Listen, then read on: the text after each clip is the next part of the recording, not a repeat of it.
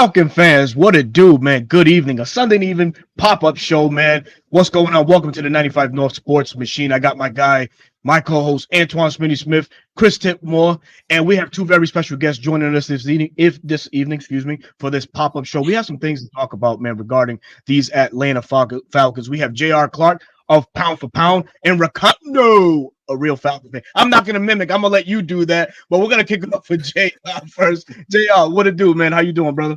Oh man, what's going on, gentlemen? Just trying to end out this weekend on a good note, chatting with y'all about the Falcons and what we witnessed on Friday. Indeed, Kondo. What's going on, guys? I think last time I was on here with y'all was draft night. Woo! Yeah, I think so. To say the least. I'm not gonna tell you this every time you come on here, Ricardo. What's up? You know what to do. Yeah, I'm getting to it. Okay, yeah, Yeah, just making sure. But you know, man, this is gonna be an interesting season. I can say that.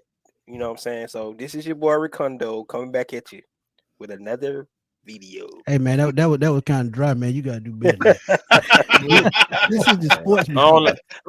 Start the show over. Say it with your chest. Hey, everybody know.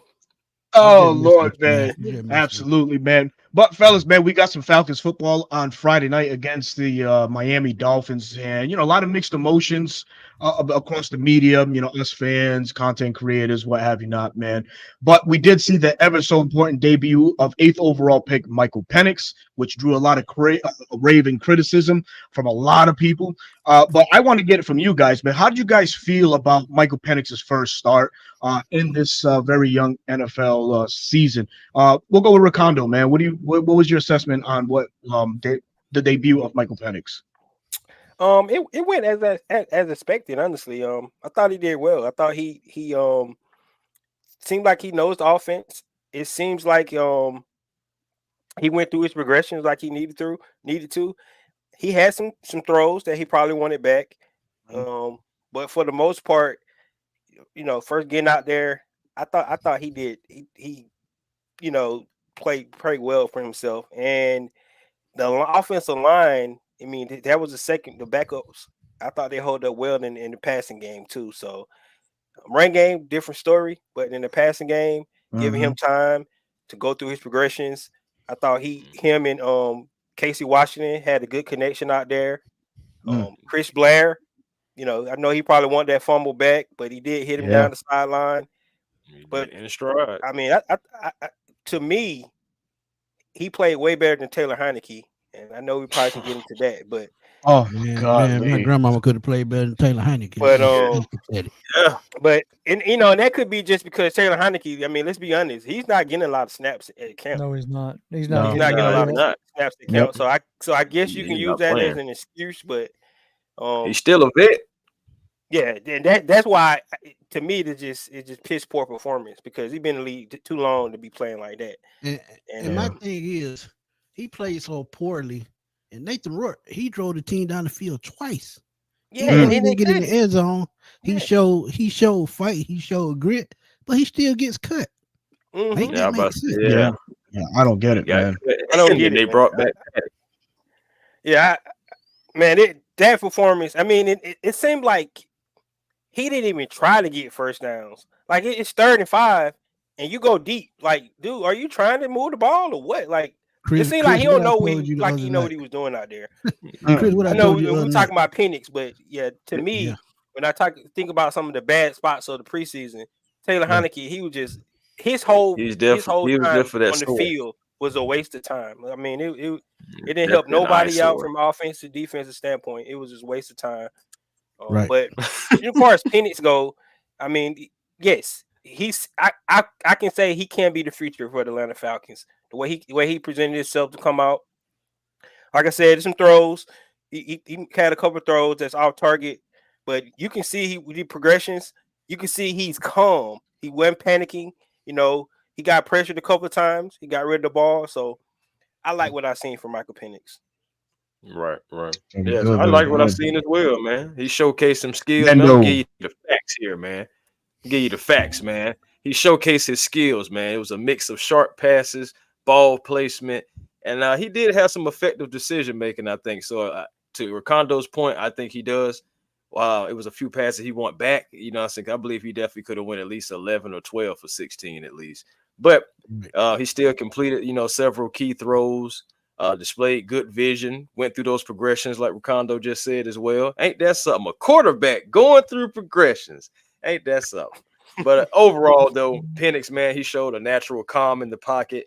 I don't believe that's something that you can teach. That thing seemed to come naturally for him. His performance is promising. If he continues to demonstrate his potential and continues to develop and adapt to the NFL level, man, I think the sky is the limit, and the future can be bright after Kirk Cousins decides to move on, or we decide to move on from him. I like what I saw. Yeah. Right. Yeah. Yeah. Right. What say you, JR? No, I agree with a lot of points that were made. I joked while I was live tweeting during the game. I was like, all right, I need to see him go across the middle because, he likes to use that sideline as a safety net. Like, if he's gonna miss out there where can't nobody get to it. I need him to see him work, and he did. Of course, as in true ironic fashion, about 2 seconds after I sent the tweet out, he connects right across the middle to, I think it was to Blair, across the middle, and I was like, all right, cool, shut me up, because that was something that even when we were down at the bins on Friday before the game, it was, if he was completing passes, it was on the sideline. And I'm like, all right, cool. You're comfortable doing that, and that's fine. Now I need to see you do like the rest of it. And he showed a lot, in my opinion. The receivers didn't help him out much. Right. That stat line could have looked a lot better. Yeah. True. Had the receivers, and hey, those were young guys too, who are still, trying to figure it out. But if any of y'all have seen the breakdown of that Chase Daniels put out on Twitter, I did catch a little bit of it. I did. Yeah. Y'all should definitely check that out, because he brings up a lot of good points. But yeah, I thought that during the game, I was like, man, there's and not just with Penix, but even with Rorick, we could have had a couple more touchdowns if receivers made a little bit better play on the ball. Yeah, Michael Penix, man, 9 for 16 for 104 yards. Did look really good. Love the way, and I think Miss Lisa Shepard really brought it in. Cool, calm, and collected. Exactly. The game didn't seem like it was too big for him. Sure, playing in a program of Washington, and coming into the NFL, of course, two different worlds. But the fandom is there for that regard. But Penix, the connection with Casey Washington. I'm interested to see what Washington what Casey could do this year with a better playing quarterback and Kirk Cousins. Can that match rate faster than we anticipate on the field this year? I think he misdiagnosed one jump, but it would have been a big play, kind of similar to like what Blair did up the sideline. But with Casey Washington, he's coming as advertised, man. A strong route runner, strong hands. So I'm really excited about him. And another thing that I'm excited about is the offensive line, right? He's sure that the run department, like Ricondo had mentioned, really didn't give up too much, but the pass protection seems solid with the reserve. So shout out to Dwayne Ledford, man. We got a real one there, man, and a keeper. I know that when the coaching staff comes, they like to gut everything, start off fresh. But I know Raheem, being a smart guy, smart man that he is, definitely saw the value in keeping Dwayne Ledford and elevating him a little bit more. But fellas, unfortunately, the NFL, it's a physical game, right? And there was a couple injuries that these Atlanta Falcons have to rectify. I want to say ASAP, right? It's still young. We're still trying to feel out, the guys that we have on the staff, but a presumed starter and DeMarco Hellams goes down just a few minutes into the first quarter. Now it's TBD on what his status is going to be for the year, but now that leaves a hole in a potential as a starter. Are we going to rely on Richie Grant, or are we going to entertain a big name that's still lingering out there by the name of Justin Simmons? JR, I'd like to get your thoughts on this, man. What do you feel about the DeMarco Hellams situation? What should the Falcons do next in that regard?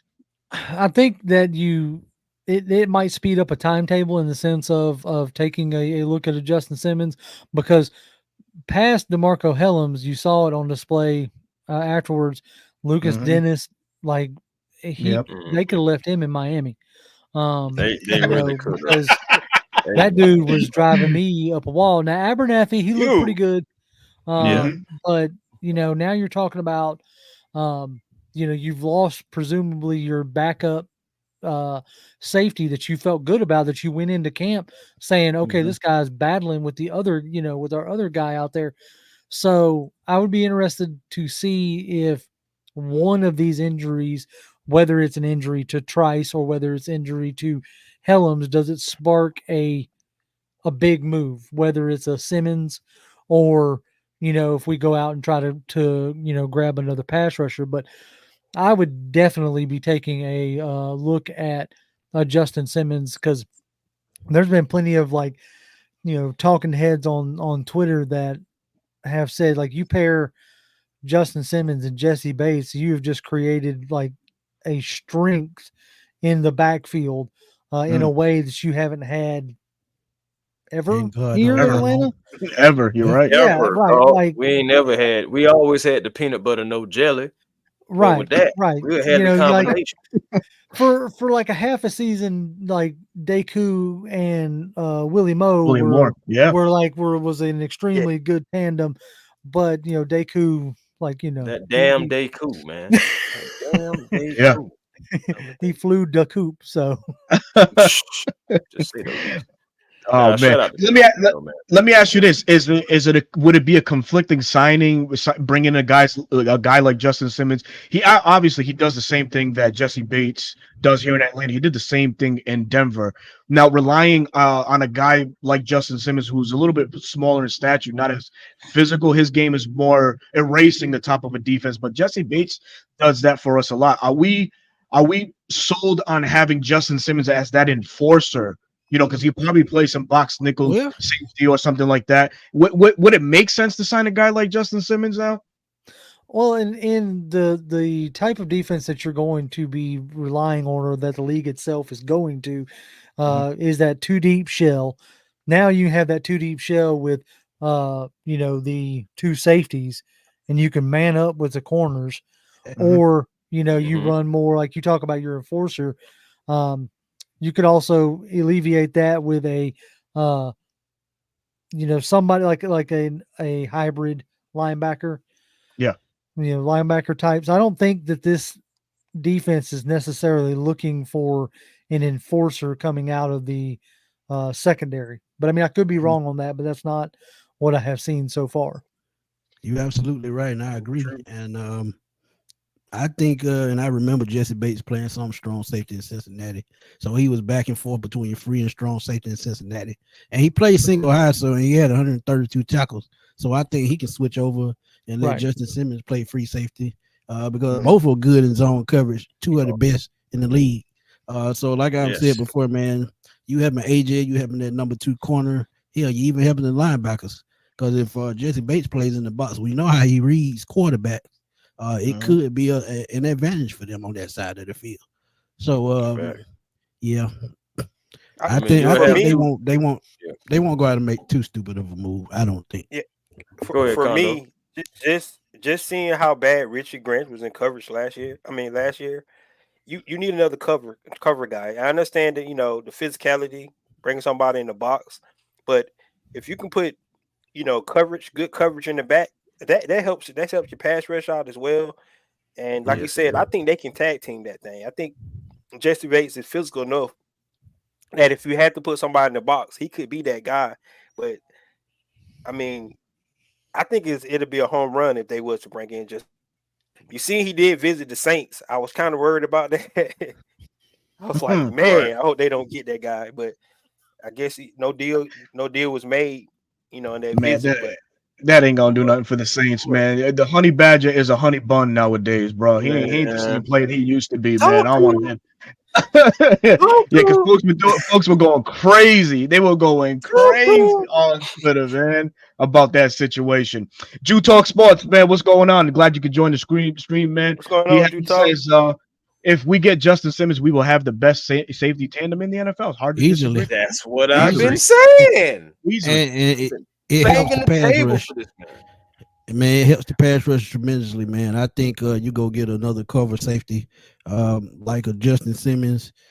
Even with the injury to Braylon Trice, I still think it helps. Still Yes. think it helps the pass rush.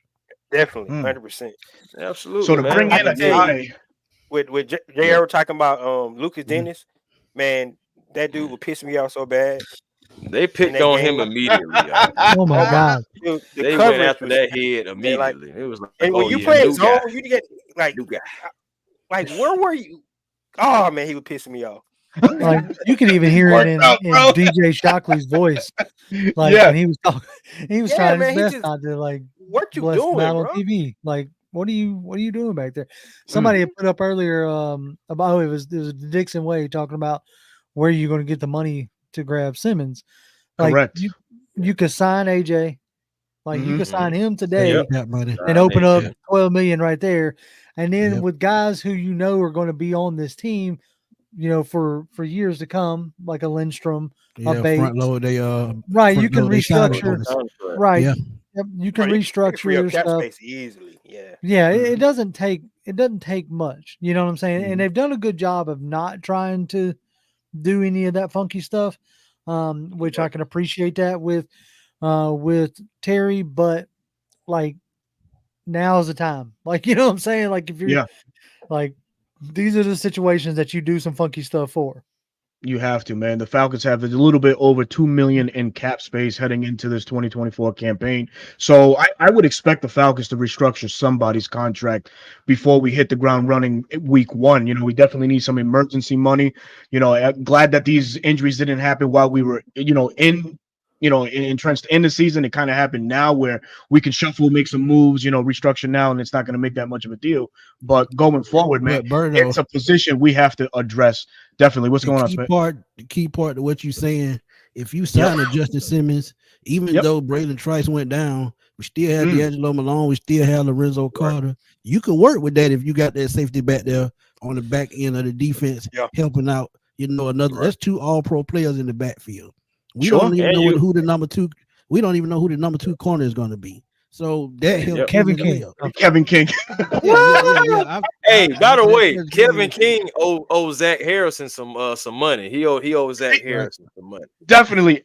But let's talk about this. Guy, like Kevin King, happy for him, right? Grabbed an interception over, it's been what, 30 months, I think they 30 months. Yep, 30 months. Since he did anything significant. But having guys like Jerry Gray and Justin Hood here who know Kevin King exclusively, working with him in Green Bay, is there a possibility that they can start cross-training him and having him play the safety role? Could that be something that this coaching staff entertain? Because it seems like Antonio Hamilton Sr. It could be a reliable backup to Mark Phillips or Mike Hughes. So that could be fine. But putting Kevin King, sliding him over to a safety spot, would that make a difference? I mean, I don't know. You guys let me know. I mean, it could happen. I'm always wary about cross training, like just because in the Falcons experience, it hasn't gone like extremely well, but I do know that the vast majority of people, the position you talk about, when a guy gets long in the tooth, so to speak, or a little older, is a corner switching to, safety because it's not as, quick twitch. You're not finding yourself running in trail position. So if somebody in the panel might be a little bit better experience with it, but that is an intriguing thought. Just food for thought, fellas. Definitely. I mean, it's a good thought, but I mean, I agree actually with JR saying about the whole cross training thing, especially like this close to the season right now. It's not saying that he couldn't pick it up quickly. It's just I don't like the idea, but it could be something that they entertain because we do have the coaching staff for it. We do have the teaching for it.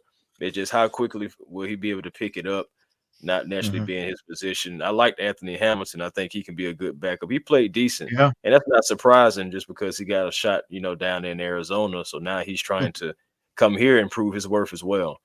So we'll see about it with the corner position, but Yeah, I and still like another, making some moves to go get Justin. I'm sorry, man. Go get Justin Simmons, man. I've been talking about this man for 5 another months. safety came off the board again today in Tayshaun Gibson, Yeah, who we had a couple of years ago. So the safety position getting thinner by the day. You have Adrian Phillips and Cody Davis, the last two free safeties, and that strong safety. You got Micah Hyde, who's coming off an injury, so he's probably going to be one of those last minute to sign guys. Former Falcon Keanu Neal, Ryan Neal, and Deron Harmon, who we had a couple of years ago. That's your safety left on the market. Right. Didn't Micah Hyde retire? He probably did.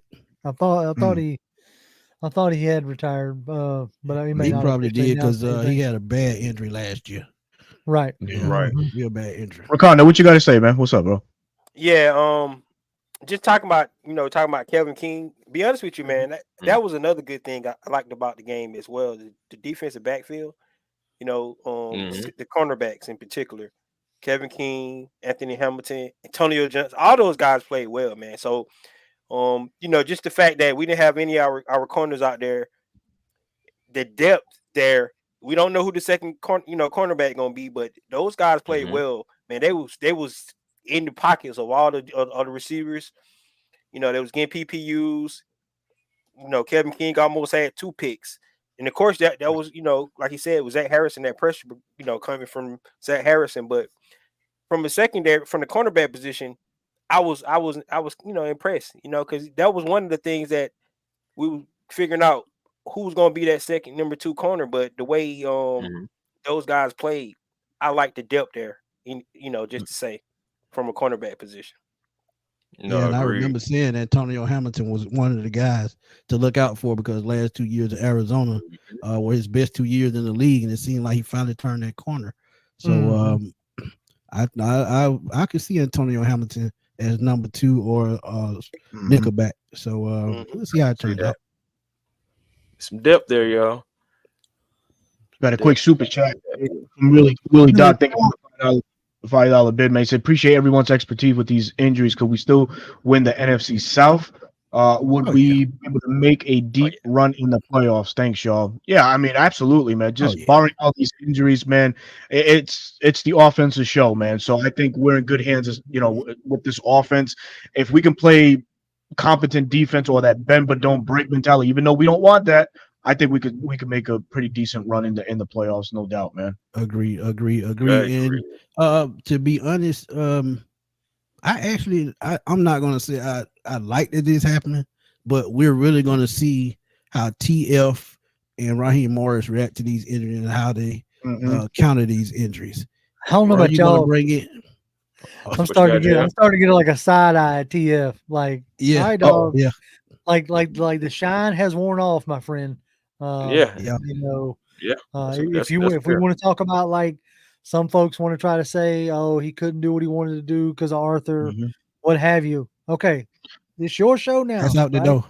Yeah, right. You can't hide behind that no more. So, like, what are we doing? You know what I'm saying? It's important to say too. This is his first wave of significant injuries that happened before season starts. He had one to deal with Kyle Pitts in season, but beforehand, the Falcons been pretty healthy going into the start of the season.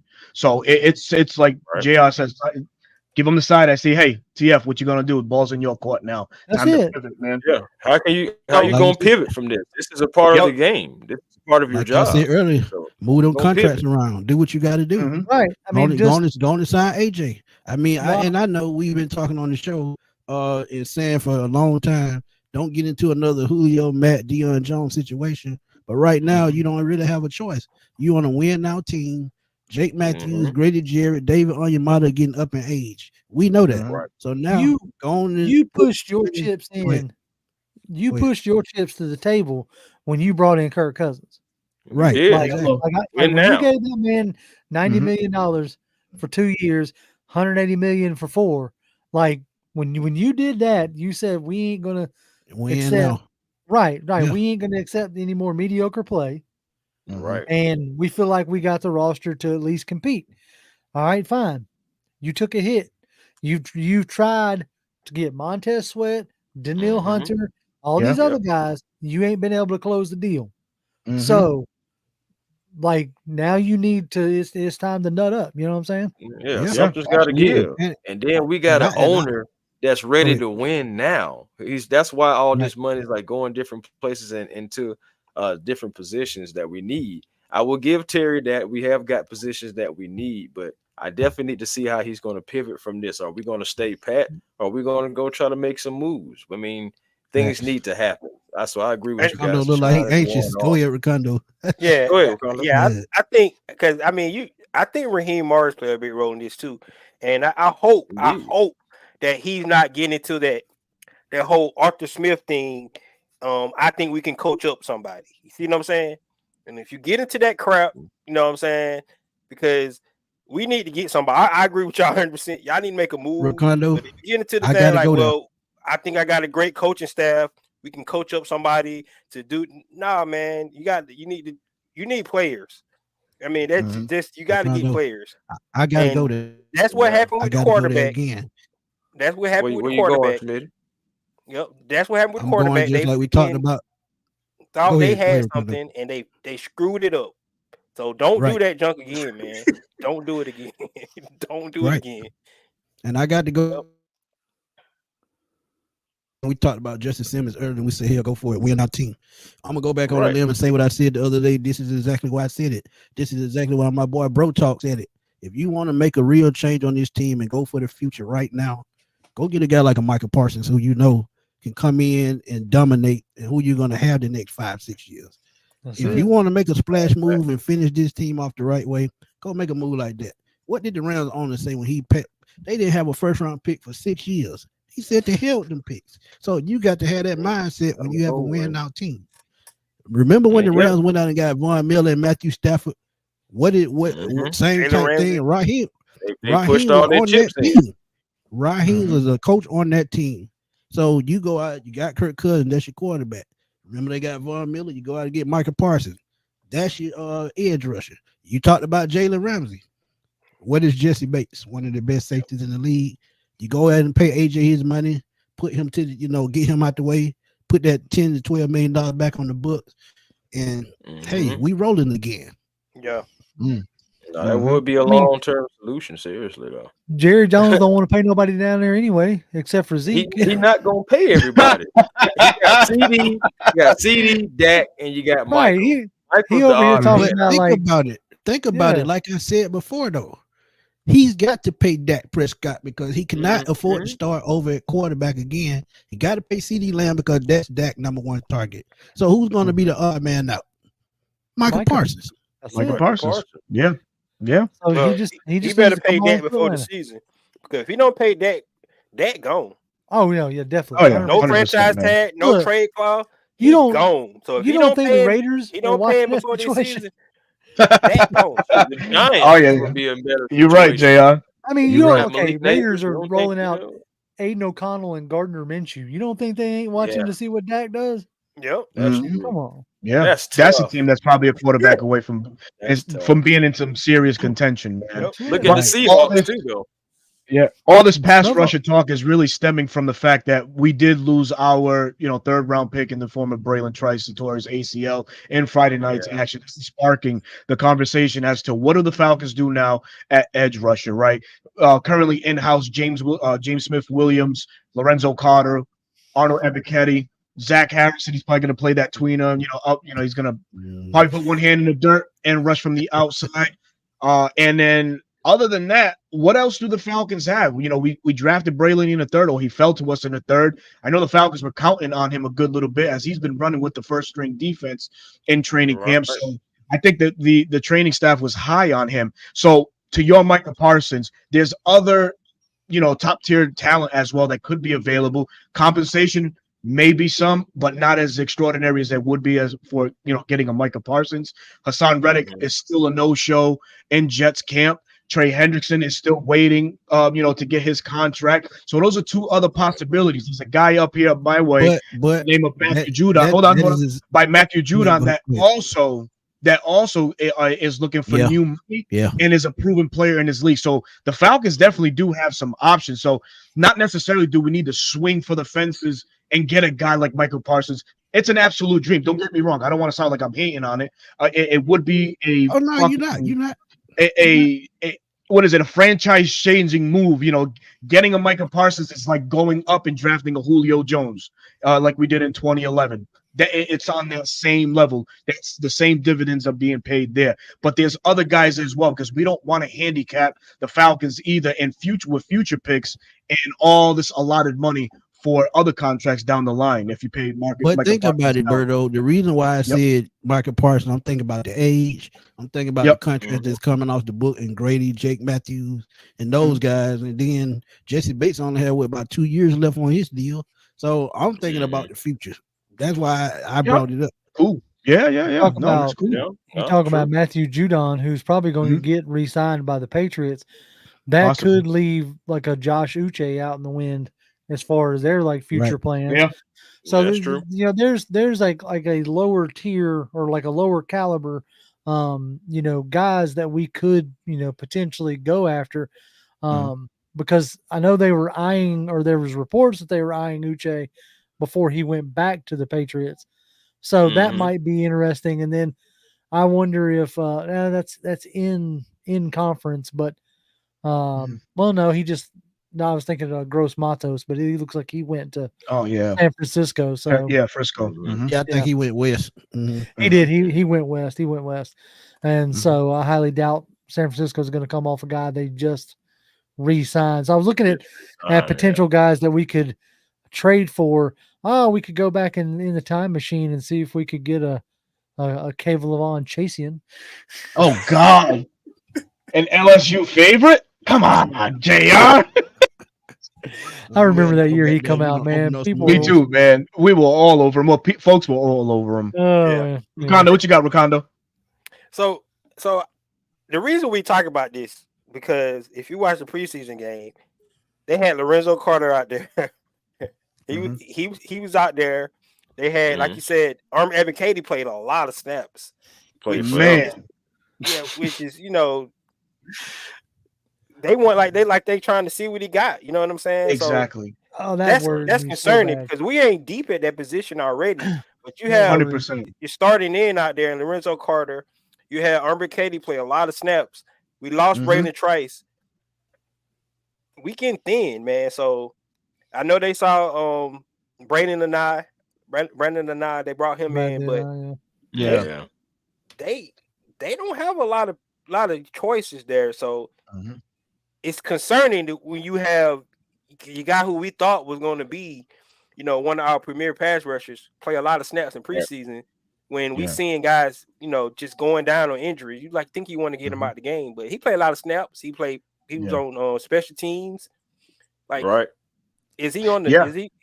Is he on the block right now to get cut? I don't know.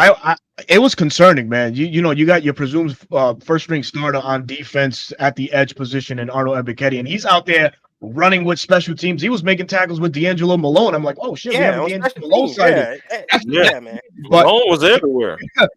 Ebiketie played 3 quarters. To me, that's a red flag. Like we were talking before we went live. I'm like, man, that's enough to draw a red flag and say, okay, maybe this organization doesn't value him like the past regime did, or the past regime. Keep in mind though, he's not their guy, right? Yeah. And that's something that we gotta keep in mind is, even though we think highly of him, or we think that he's going to take a next step, and he has been running solidly with the second team or the nickel packages when they've ran him out there during training camp.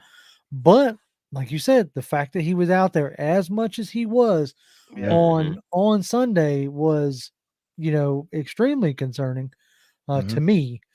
Yeah. And I wonder if that is an indication of what role do they see for him.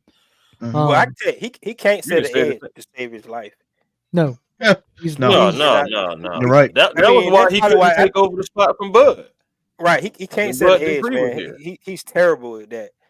So, the crazy part about it is, if you're looking at it, he our leading sack rusher from last year. Because Calais and Bud gone. Yeah. So he had 6. They had 6.5. So I don't know, man.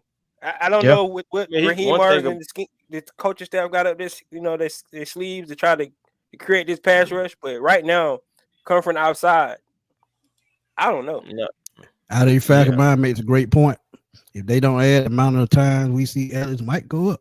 And I agree with that. Yeah. And we have James Smith-Williams as well, but at the same time, Caden Ellis is really, to me, a more established pass rusher than Smith-Williams. But we'll see, man, because go ahead. Oh, sorry. I was going to say it might add a new dimension to, so far through camp, you have not seen them roll out all three linebackers at one time. Yeah. Like they have not rolled out Ellis, Landman, and Anderson. With them going down, depending on, like with Trice going down, that might open up a new dimension for, a guy like Anderson who, could come off the edge. So who knows? Let me paint a scenario real quick. It could work, JR, because if y'all watch JD Bertrand the other night, he was flying all over the field. And we talked about him being a tackling machine. He showed just that. Special teams. He was shooting gaps. He was doing everything. We were wrapping up on tackles. So you could see Caden Ellis outside. But go ahead, Berto.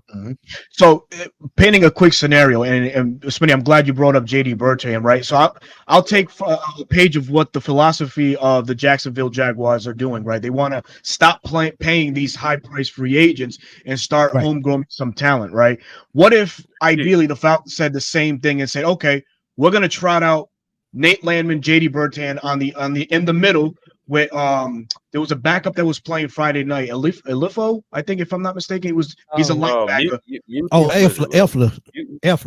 Yeah. He played really well. And a guy that showed he could be the backup in that positions, in the two inside linebacker positions. But we say Troy Anderson and Caden Ellis, you guys are now going to play on the outside to bluster what we already have in-house with Zoe Carter, Arnold Ebiketie, hopefully D'Angelo Malone, James Smith-Williams. Is that an ideal situation? How would you guys feel if the organization came back and say, hey, we're not going to go and get this flashy player. We're gonna stick to homegrown talent, and this is what we're going to do. What do you guys feel? Well, to be honest with you, I can honestly see that being the route that Terry would go. And honestly, we was talking about, go get this guy, go get that guy.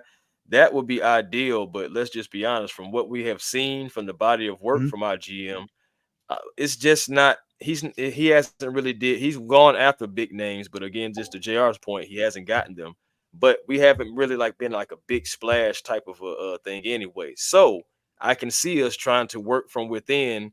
And like Arthur Blank has even said, grow our own children.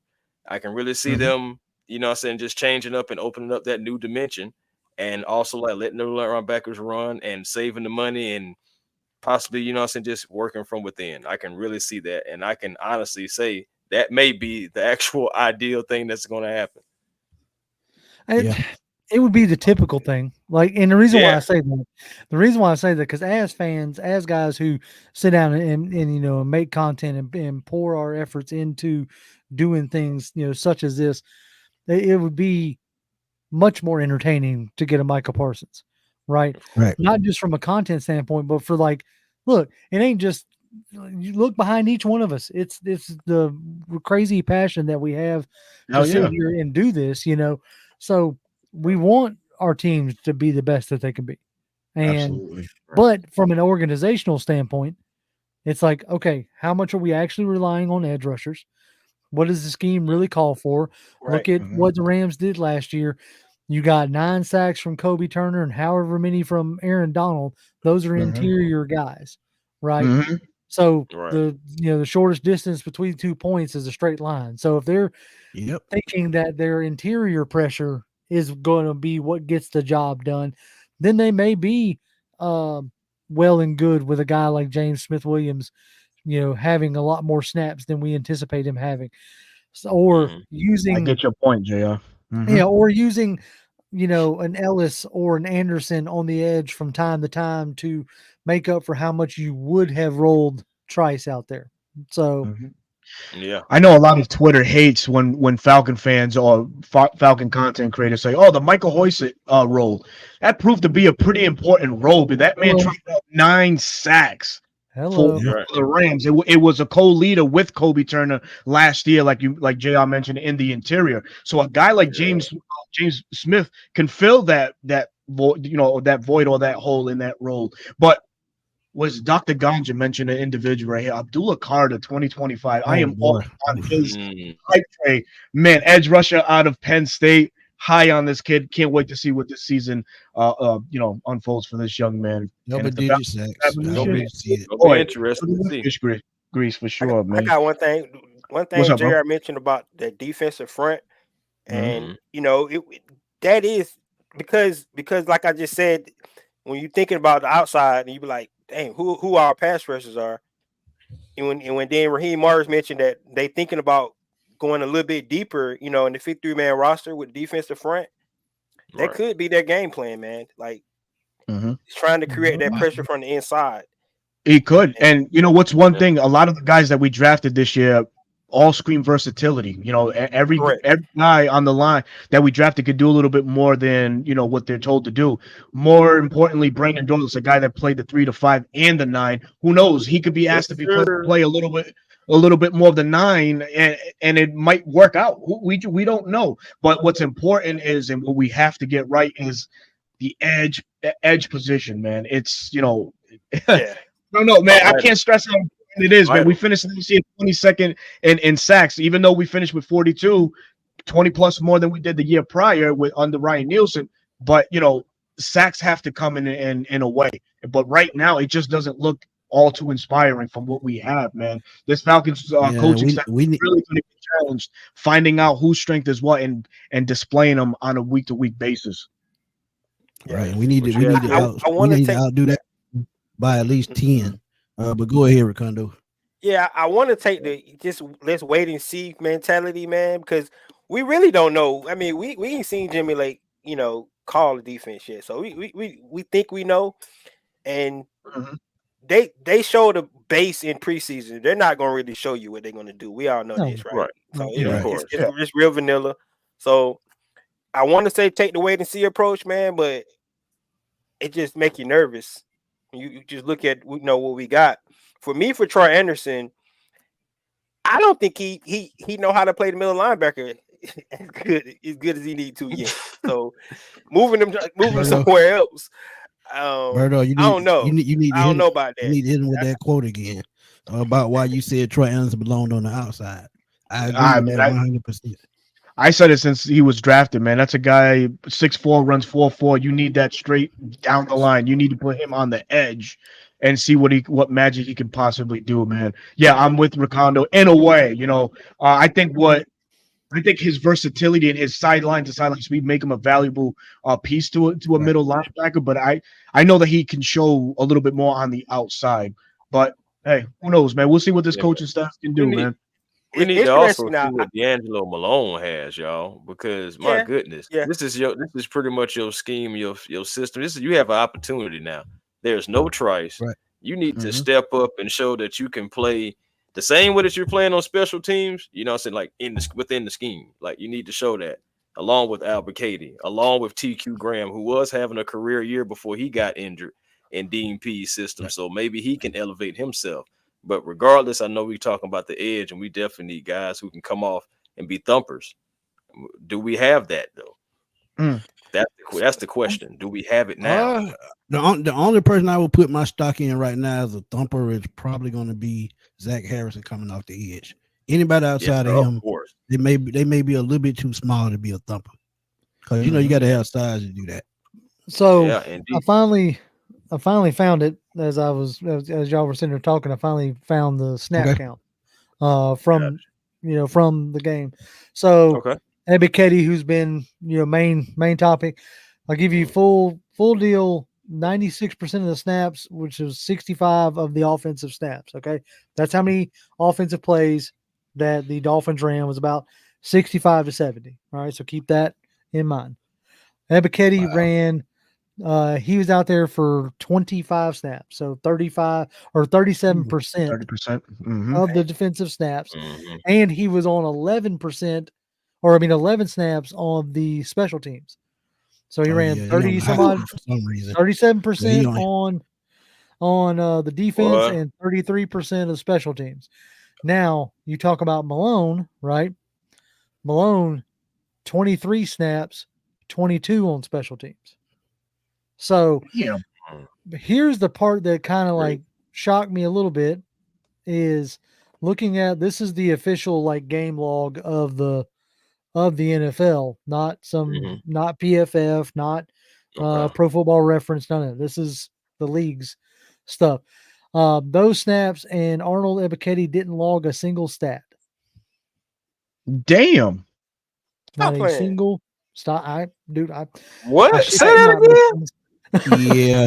He didn't get not a tackle, not a tackle, not an assist, not a combo, not a tackle for loss. Yeah. He got goose egg across the board. 30 oh yeah. Hey guys, listen. I love coffee. I love coffee. The doctor coffee right here, my brother. Is definitely on the hot seat, y'all. Come on now. He's got to be, right? Nothing. And then so I'm looking at Malone, right? So they have both about the same kind of stats. And so, okay, I say nothing. Excuse me. He had 1 tackle on special teams. That's Ebiketie. Malone has 4 tackles on special teams. Yeah, Malone was flying around. Nothing across the board on defense. Yep. So, Tropical Sip Coffee Company asks, great content, guys. Thank you so much for joining the stream. He says, do y'all like coffee? And it's a resounding yes. Yes. As a matter of fact, got some right now, man. So, if you want to send some our way, and please do, man. Hey, and like Raymond said, don't forget the donuts. That's right. Yeah, you gotta have the donuts for Smitty, man. Oh man. Here's another name we haven't talked about or we haven't really brought up, but he caught my eye during the game and at practice, and I'm trying to get back down to his snap count, but that's Damone Harris. Oh yeah, Damone. Yeah, he was number 91. He was here last year. Yeah. He had he 28 snaps, so he played 41%, and he did record a tackle. So that's a name to, but he's a bigger body guy. He's not exactly. He's not a Trice. He's not an Ebiketie. He's not your Bender. He's a straight line, that Michael Hoyt type role, or type body. So we'll see. Like as far as who they're going to replace Trice with, Max y'all this. Right. Max y'all this. We're not sure if he's on the roster right now.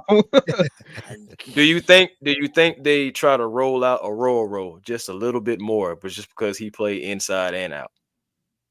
No, I think we need to keep rolling. If you're gonna go that route, then I was gonna say Dorless. I mean, I go with Dorless. Yeah. I go with Dorless. He has the most versatility out of all the guys drafted. Roro, I think for now you just keep him in the middle of the defense as defensive tackle. Right. Just let him play inside. I agree. I just want to throw his name out there because we really ain't mentioned him. Let me ask y'all: is this a worrying trend of trading up for the raw freak in the second round? It's becoming a trend because Ebiketie and Troy Anderson, and now Rook, these guys are, they check all your crazy measurable boxes, but they're raw, and yet we're adding extra picks to go get these guys, and as of right now, they ain't really panned out all that well. Yeah, the only one that's panned out thus far has been Matthew Bergeron. And he's not a defensive player. But he wasn't a freak. He was, Yeah. But he was a guy that was highly sought after in that second round. Many teams tried to trade up. Dallas had Dallas and New Orleans. The eyes on him. Absolutely let me put this out. Jerry. I'm not saying this because I know people take it the wrong way. But Troy Anderson, you talking about Troy Anderson rushing the passer, right? Mm-hmm. Right. Michael Parsons is 6'3", 245. Cool. Troy Anderson is 6'4", 240. 240. I'm just saying. Mike Parsons running 4.3. Troy Anderson running 4.4. Like, if we say you're a freak, hey. That ain't but he got to put it together. We know what Michael is. The jury is still out about Troy and his Anderson. Yeah, it's out big time. Pause. Man. Yeah, man. Yeah. So the Falcons, man, this week have a lot to think about, man. Of course, there's gonna be some news hopefully coming out tomorrow or this week. We'll find out more on DeMarco Helm's availability for the rest of the year. What is this organization gonna do as far as pivoting and either bringing in an outside presence to fill the void, or are they gonna keep that mentality of, all right, you know what? It's time to start, coaching up this homegrown talent, and we're going to trot out what we have on staff. And that right there probably won't sit too well with the Falcon fan base, man. But it's it's their money to play with, man. So there's nothing that we can freaking do, man. But one other thing that I don't want to happen is another 2014 situation where we were signing guys that thought we were going to make an impact, like O.C. Umenyiora and Steven Jackson. I don't want this Falcons team to turn into some stupid shit like that. Might be dumb enough that I said that, but we've had that. We've had that shit happen before in the past. So hopefully this organization does right, man, and just gets these better known names that still have a lot left in the tank.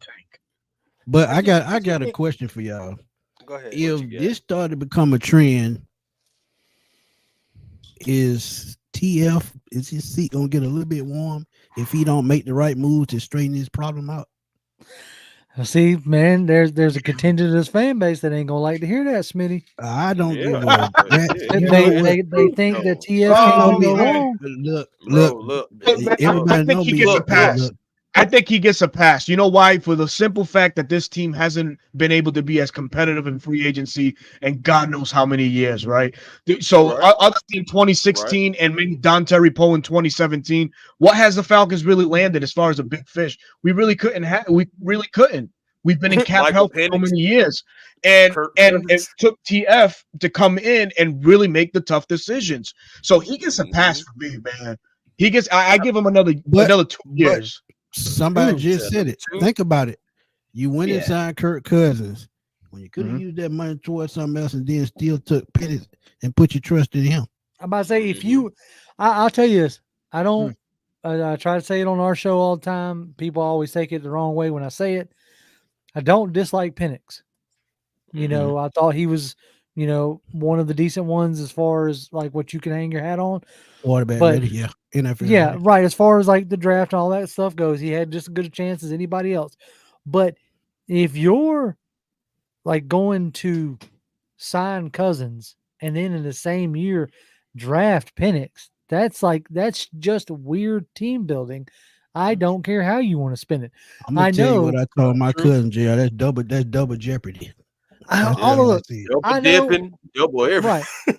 I know for a fact, I say for a fact, in my mind, I know they wanted to be up on that podium with Penix and with Latu or with Turner or with whatever. If that's what you wanted, then you had to be willing to sell the house to do it. And that's where Terry, like with Montez Sweat and like with this, he's not willing to mortgage or F them picks, mortgage the future. But JR, you got to change that train of thought. I agree. The only way you're gonna build a winning team, you got to get game changing players. And Montez Sweat was in our backyard before he went to Chicago. Yep. They just didn't want to give up an extra pick to go get him. And like I said, if they wanted a 4th or 5th round pick, you got to give it up, man. Think about it.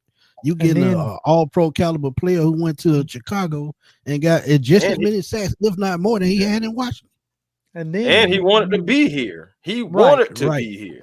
We know that. You add on top of that, you get the clip of, polls reacting to your Penix pick, and then the audio comes out of them wanting to trade with you and give you a 4th to move, and you don't. Right. All this is stacking up to paint, in my mind, a not very favorable picture of how Terry Fontenot operates. Now, I'll give him all of his flowers in the world. Pro personnel, he's jam up at. But just like when we talk about coordinators becoming head coaches, sometimes what got you hired may be like your only fastball. Does that mean, you know what I'm saying? Right. you may not be able to run an entire organization. And So the reason why I stood behind the Cousins pick mainly is because I seen him bring in a busted Drew Brees from San Diego to New Orleans off a busted shoulder, who probably should have been in Miami. He took a chance on New Orleans. He ended up being a Hall of Fame quarterback. So in that aspect, he gave him the weapon that he needed in New Orleans. He's doing the same with Kirk Cousins. So at that aspect, he's building the offense right. But can the offense really carry this team with a first year now with a first year offensive coordinator? That's what we're waiting to see. Everybody just wants to assume that. Yeah, everybody just wants to assume that Zach Robinson is the next, the next bright mind, and he may be. Right. But there's a lot of like, going out on a limb just because it's our Falcons, and I hate to say it at this junction, why have the Falcons earned that in the past 7 years with us, as a like people on our channel are like, oh, Jerry, you're starting to be too negative, and I hate that because I started doing what we're doing just because I was tired of hearing all the negativity. Well, now doing it in this capacity, thinking about it and analyzing it, now I'm starting to really understand where it comes from. But I don't understand why Falcon fans get so riled up about, we giving our opinions.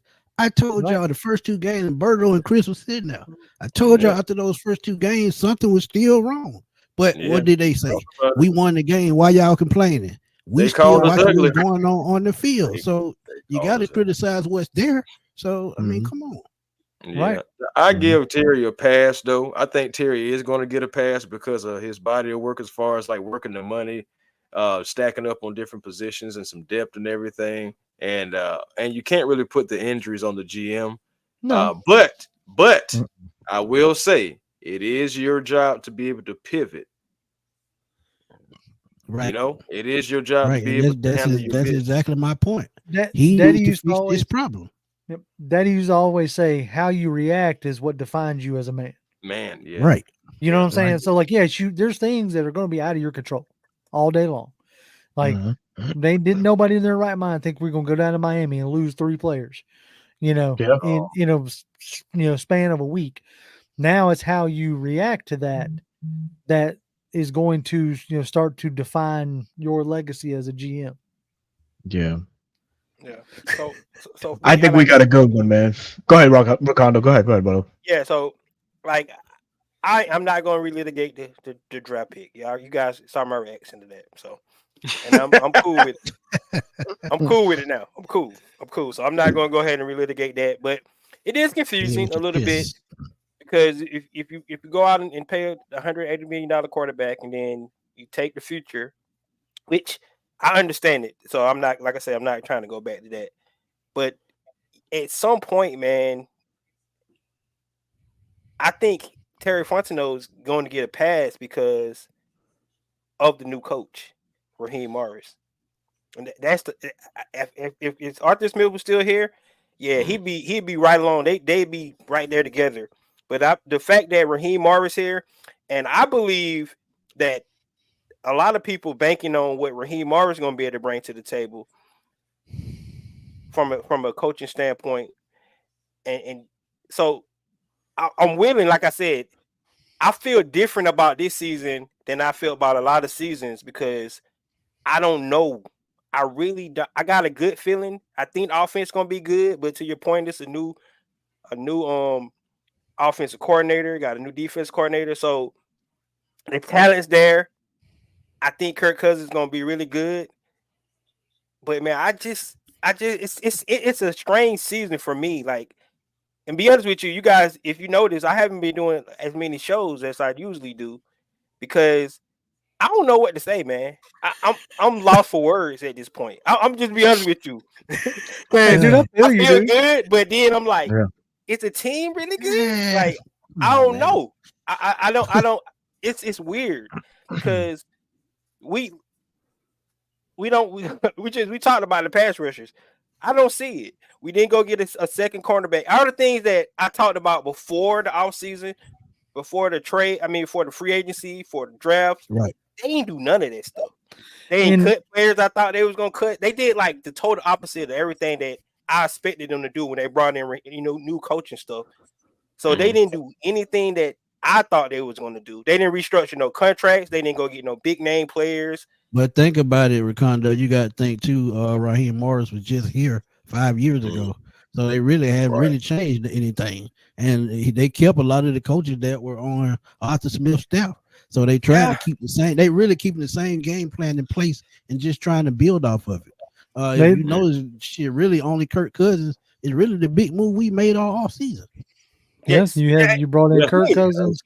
Yes, I mean, and if you put it in perspective, I mean, I think we could have won. If you think about it, you look at 3 games last year. We should have won the Panthers game. We should have won the Vikings game. We should have won the Cardinals game. That put us Jets game, right? I mean, we did win the Jets game. I'm sorry.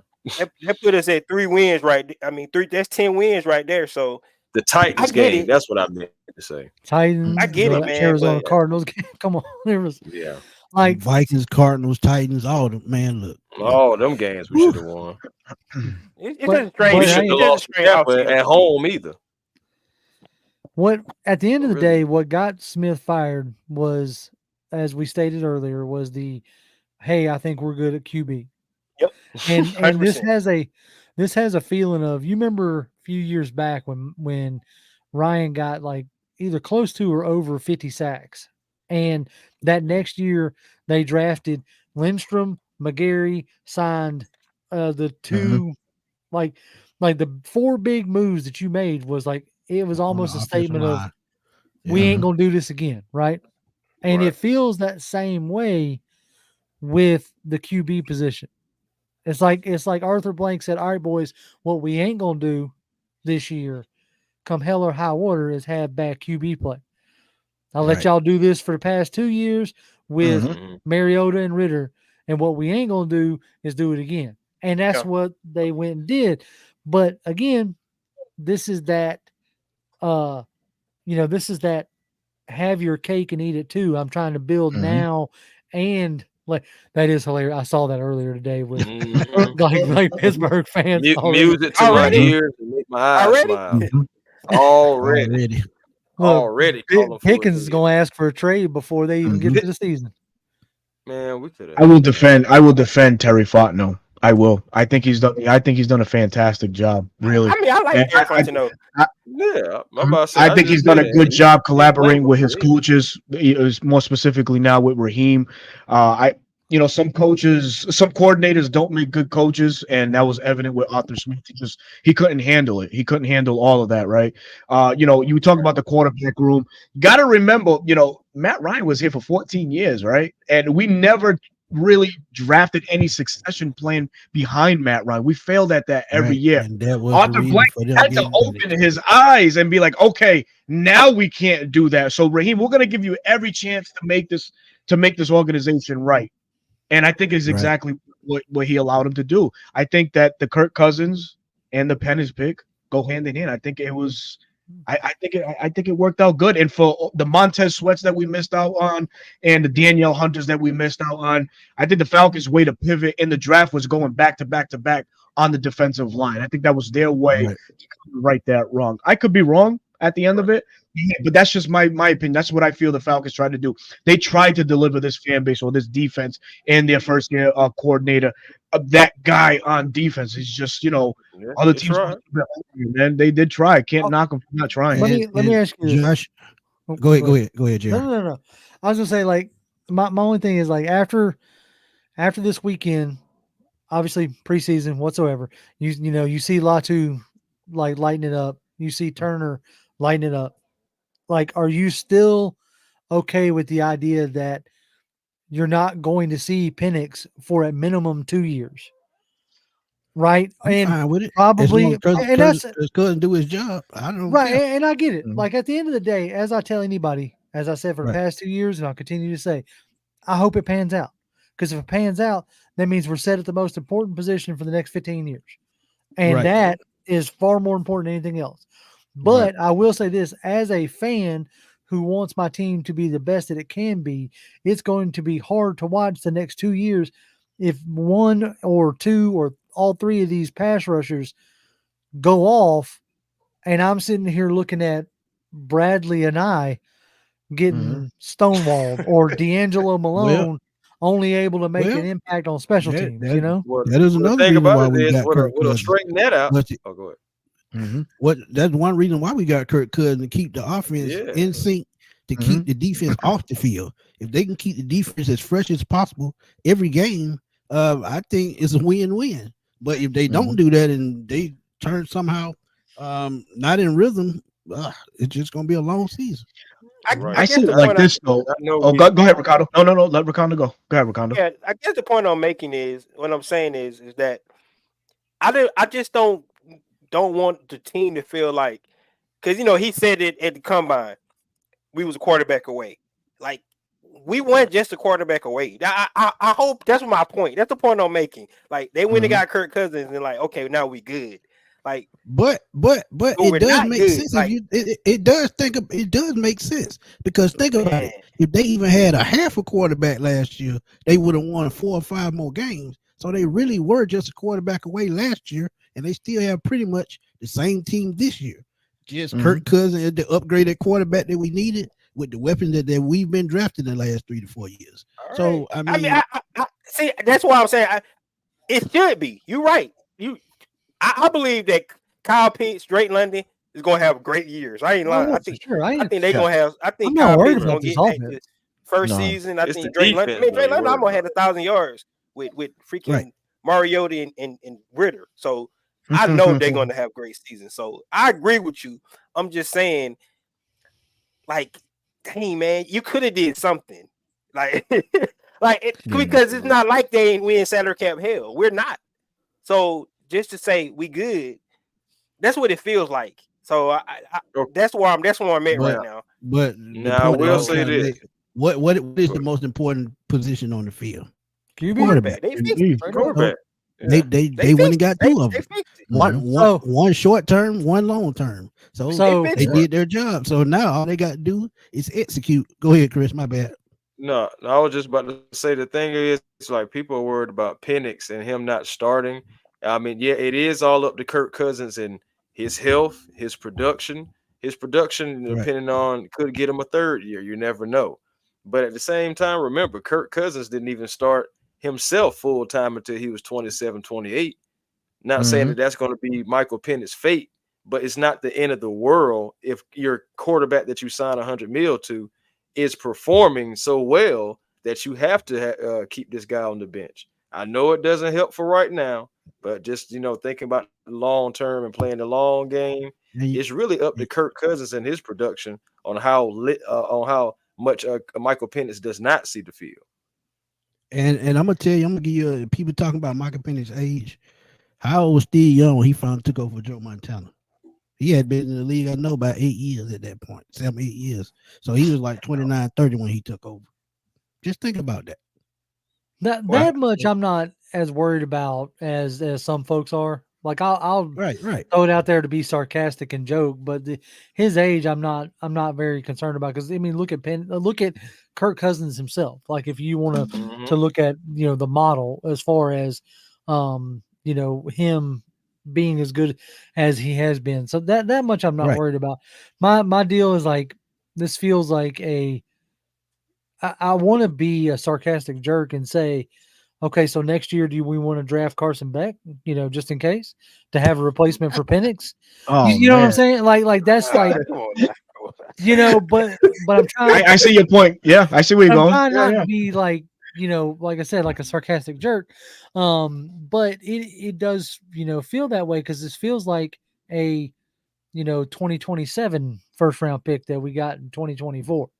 And if it works out and pans out, nobody will remember. Nobody will care. But with these questions that we got going right now, next year definitely has to be edge rusher next year, because we talked about Lorenzo Carter, Arnold Ebiketie. We talked about guys that might not even be back. We got 4 guys on the edge rushing unit that could be gone after the year. Hell, they could be gone before the season. They may not even make it. 53. Exactly. Well, I can tell you right now that as far as Terry Fontenot, his second round picks, man, They ain't panning out so far. Those are in They question. They ain't Those are question in for sure. question. Tuck Berger run Richie, so far. Troy, Arnold. Yeah, the second round. Trade back to day 3. Yeah, y'all have more Yeah, more second luck round on day pick. I'm trying to three. think. Bro, He but ain't doing remember good, we though. was I can talking say that about right that now. too, though. We was talking about, hey, trade the second round Right. pick. You do better in later rounds anyway. Right. That's a fact, man. That's a Yeah, fact. second round picks ain't been paying. Yeah, his first round picks. I think he been killing it. Second round picks been bad.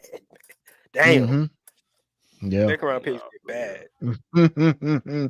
Well, gentlemen, man, we've been on for over an hour, man. We certainly appreciate Man, you it's an guys hour taking the already. time, God damn. taking the time out of a That's Sunday it is evening. fine. And to all the viewers that are out there, man, thank you for joining us this evening, man. A pop-up show, more than 220 eyes on the show from across all platforms. We certainly thank everybody that came out to rock with us this evening. Recondo, man, you got anything you're working on that folks should be paying attention to that you got coming out, man? Let the folks know where they can find you on your socials and push out what you got coming up, man. Pause. Yep. So of course we There get we back go. to the season. So start to look out. I still haven't did my prediction for the seasons. I'll be honest with you guys. Okay. I still haven't did my 53-man You roster You projection. scared to ask. Yeah. Because I don't know, man. I'll be honest with you. Like I said, I'm up in the air this season. So it's gonna be a strange season for me. Usually I be glass half full kind of guy. This year Now, I'm in the now middle. you glass half empty, No, it's halfway full. So still half full. because I don't know, but watch out for shows, guys. I'm gonna start. Like I said, I haven't been on doing a lot of shows. I've been doing at least one live a week, but if you guys know me, I was doing show after show after show after show. Definitely gonna get back into it. The season about to start back up, so be on the lookout for that. Just like he said, catch me on YouTube, Recondo Real Falcon Fan. The same thing on X, I guess, and then Instagram. And that's all I have. This is your boy Recondo coming back at you with another There we go. video. We got one. There it is. We got Chris, one. man, what are you working on, man? What are you working on, Chris? I know you've been taking TikTok by storm, man. Oh man, shoot, man. Just daily. Just hey man, just daily, man. Daily working on the channel. Man. Coming up with different things. I do have a few ideas that I'm coming up with, formulating, to turn into a video. So look out for that, man. A1 Forever Sports, the show that's cool and fly too. Be generational because it's always time to be, and don't settle for less because you can always have more with the vision.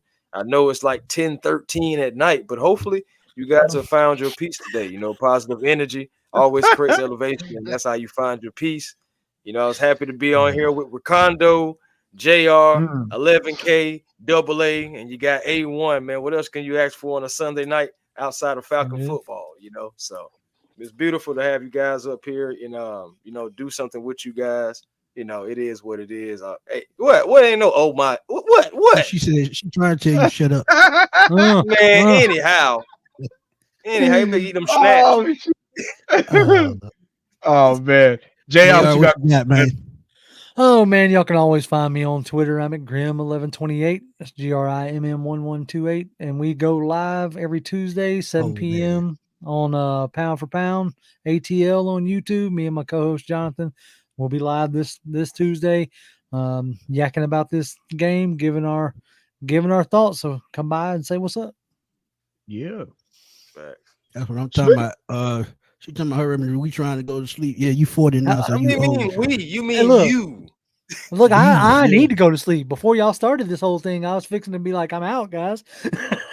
That's how it be. Well, we're but glad y'all know where to catch me, man.